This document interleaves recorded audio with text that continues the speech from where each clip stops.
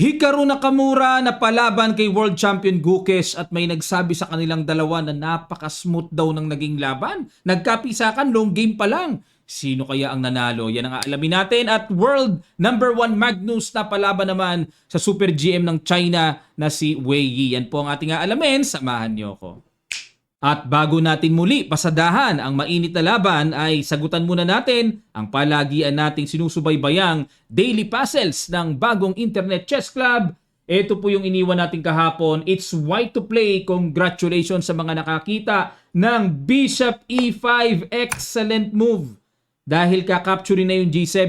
Na-capture nga ng Bishop, yun nga lang na-disconnect ang Torre sa pagkakadepensa at aangat ang King, may matchas na maliwanag. Ayun. Okay, congratulations sa mga nakakita po at ang iiwanan naman nating puzzle for today's video, it's black to play. Ano kaya dito ang pinakamabilis na hataw na gagawin ng black? Kung gusto nyo pong magalaw ang pyesa talaga mismo, yung interface magamit nyo, click nyo lang ang link sa description below. Kung wala pa kayong account, gawa na kayo. It's free lang po. May daily puzzles na kayo at napakaraming puzzles sa Internet Chess Club. Okay, sagutan na natin ang katanungan natin kung bakit napaka-smooth daw ng laban na ito.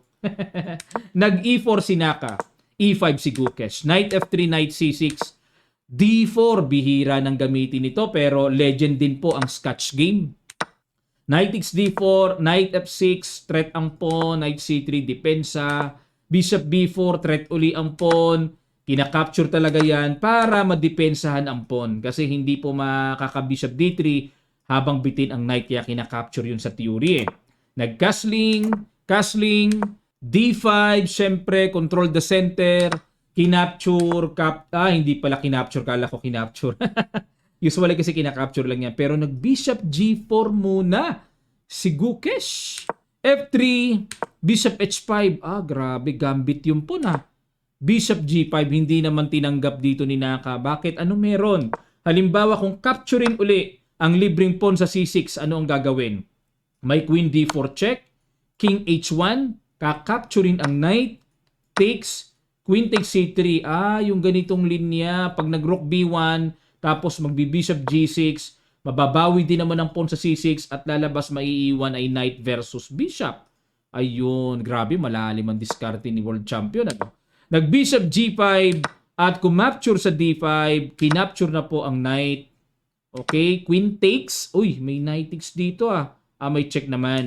Knight takes D5, Queen takes B2. Okay, pagka gumanito anytime, may check naman doon. Rook B1 nga, Bishop C5 check ang ginawa. King H1 ilag at nag-Queen E5. Ayan, okay. So, threat ba yon? Hindi pa naman threat yan kasi kung pagpalagay ng capturing yan, may sacrifice naman doon at maku-queenless. At nag-Rook E1. Talagang tinulak pa ni Naka. Sige, kainin mo yung knight ko. Subukan lang. Subukan. Queen D6, umatras lang. Knight E7 check. Linyado pa rin po mga kamatsas.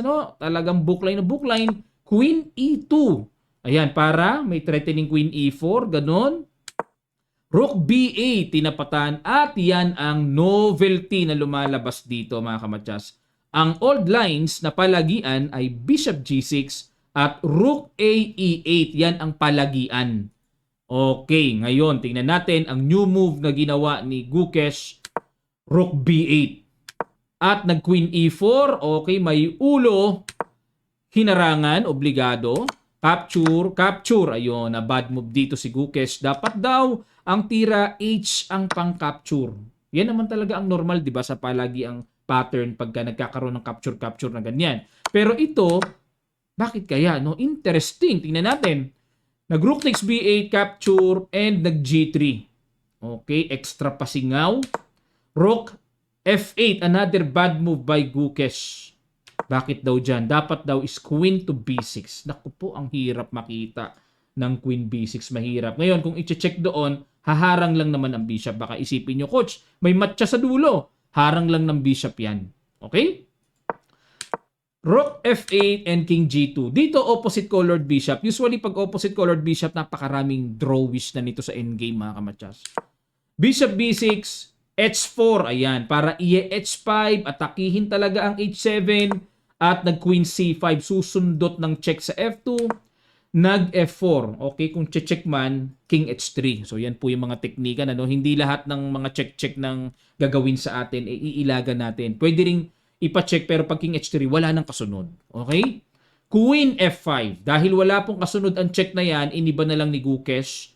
Queen F5, gusto niya ng queen to queen pero another bad move. Sunod-sunod ang bad move ni Gukesh dito ah. Dapat daw ay Queen A5. Ayun, atakihin yung pawn sa A2. O, balik tayo sa Queen F5. Queen C4, ayaw ni Naka. Kasi kung kakapturein po, teka muna, okay, capture ang naisip ko, parang pwedeng capturein yun kasi hindi pwedeng umangat ang tore, may back rank mate. Yun nga lang po, G6, bishop D3. Yun nga, one pawn up lang dito ang white, opposite colored bishop. Medyo mahirap ito sa puti. Pero still winning pa rin eh, oh, according to computer. Okay, so balik po tayo. Queen C4 umilag, Queen F6, Rook E5.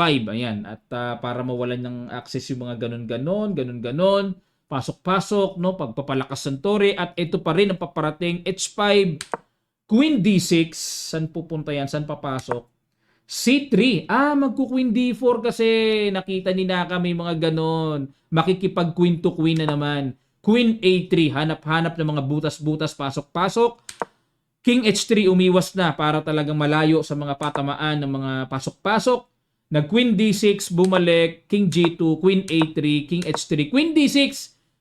Medyo nagpaasa dito si Naka na nagbabadyang tabla pero binago niya. Ayaw niya ng tabla. Play on.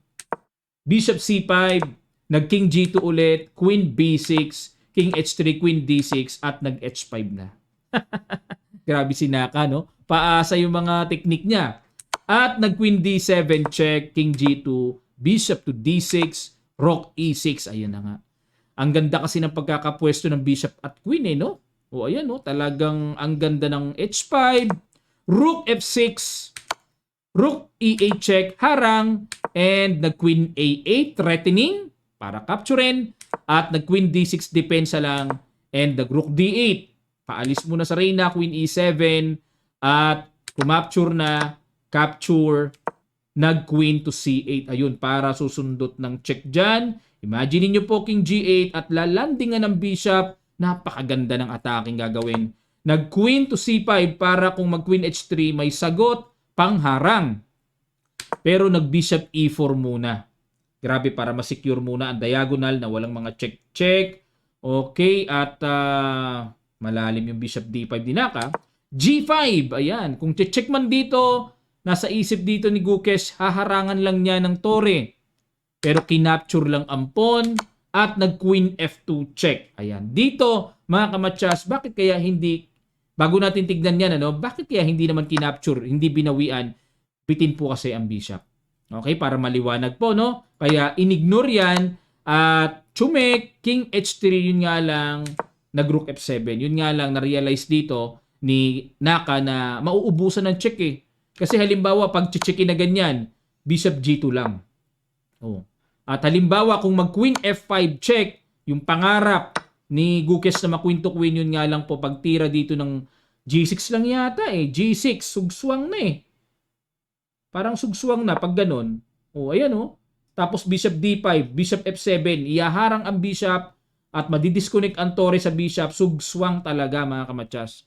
So, tingnan nyo ang evaluation bar. Super deadly ang evaluation. So, balik tayo sa Rook F7, G6, ayan na nga, Rook F6, at nag-Queen G4. Ayan. At this point, kung makikipag-Queen to Queen si Gukesh, talagang handa na si Naka dahil nakasugswang na nga po yung position. Ipit na ipit. Check, Bishop G2, Queen C1, mga pag-asang mga gulo-gulo check.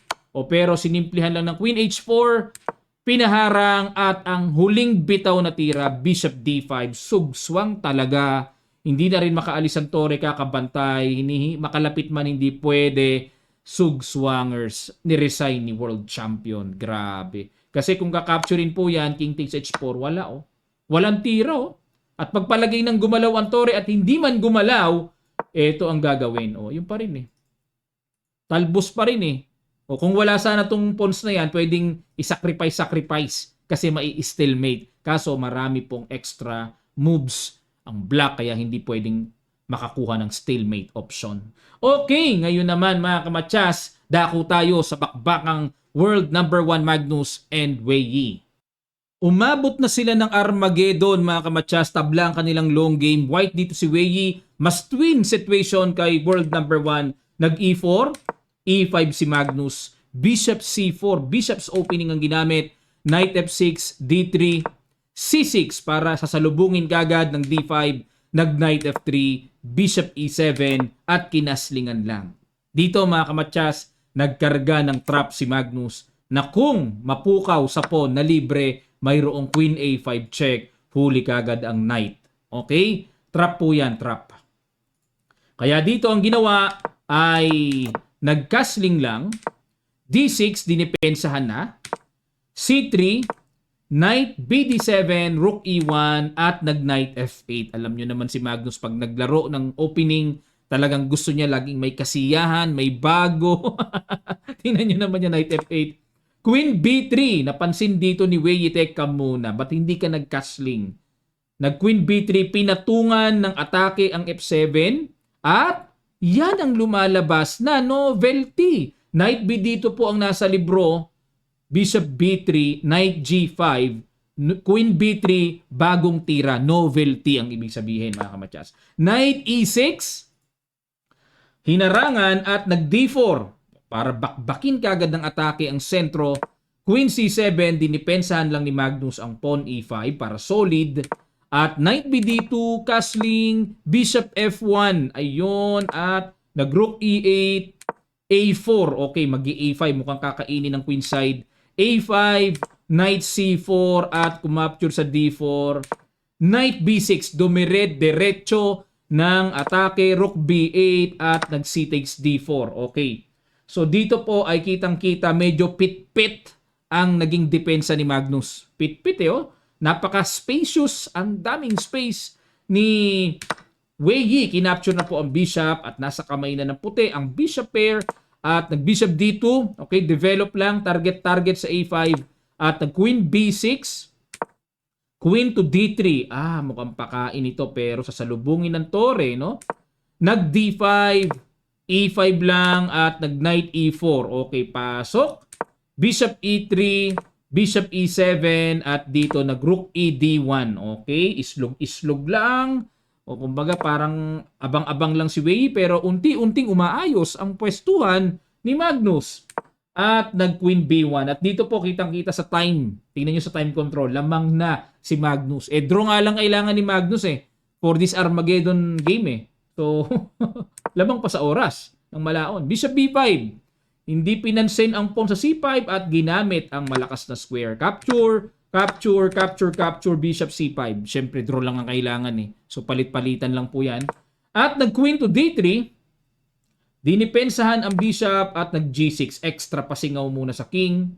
At nag-Queen A3, kinapture na capture. Okay. At nag-Knight to G5. Paiikutin po ang Knight sa E6. Ang gandang tira. So, hindi pwedeng capturein. Malilibre ang Rook sa D4. Queen at D2. Rook C2 ang ginawa ni Magnus. Ngayon, Blunderations! Umaga kasi kaya hindi ko masyado maisigaw. Okay, teka muna mga kamatsas. Dapat daw po tira is Knight E6. Yan ang accurate. Pa-capture ang pawn sa D5. Capture. Queen takes D5 and Rook C2, threatening Queen takes F2 at babalik daw and Knight D4. Ayan, etc. Bagamat lamang ng isang pawn ang puti, pero napaka-aktibo naman ng pyesa na nagpapaganda ng evaluation bar ng black. Okay mga kamatsas? Pero, dahil nag-Rook C2, simple lang ang pakay ni Magnus. Pag kinapture, makukuha ang tore. Yun nga lang. Mayroon pong hindi napansin dito si Magnus na napakagandang simpleng decision na ginawa ni Wei Yi. Pakiguess nyo po, sa ilang sandali lang, tutuloy kagad natin. Start.